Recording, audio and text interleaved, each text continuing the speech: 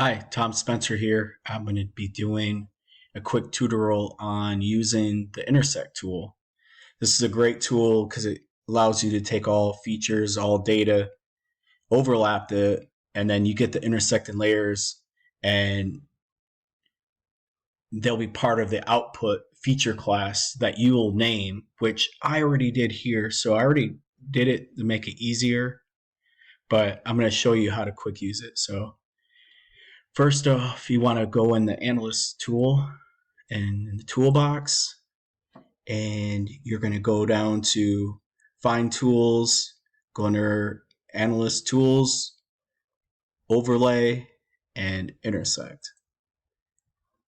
So what you want to do is you want to unclick all these. You can keep the world topographic map and the world hillside or hillshade, but the rest is it just makes it just loads faster.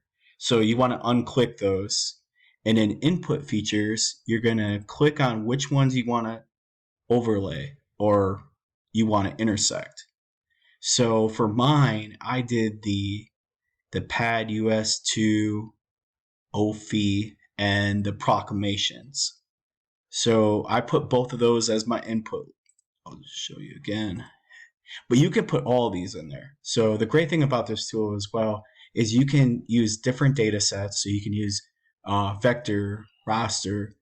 It'll do polygons. It'll do lines. It'll do points. It just the finished product will look different. So for instance, if you have two intersecting line layers, this will create points where it's the opposite. So if you use points, it's going to create lines. So I use the proclamation and then I named it intersect. So it's already over here. And then you're going to keep all tributes unless you want to change those.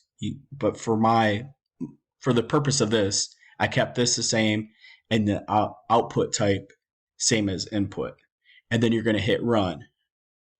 And depending on your internet, like mine's slow, so it takes like hour.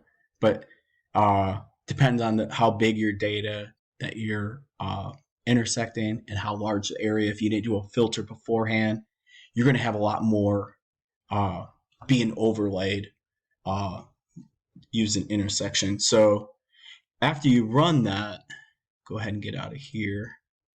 Close that. I will close these.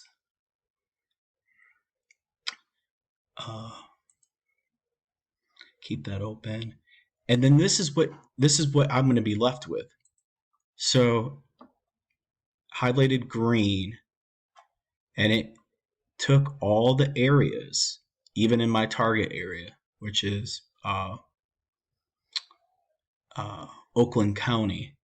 So it narrowed those two spots, and now I just have to put my other data in, well, my other shape files, and overlay those, and then just narrow my search. But it's a very easy, simple tool, but it's very effective, and it's great to use with arrays. So hope that's helpful if anyone's looking to use intersect. Yeah,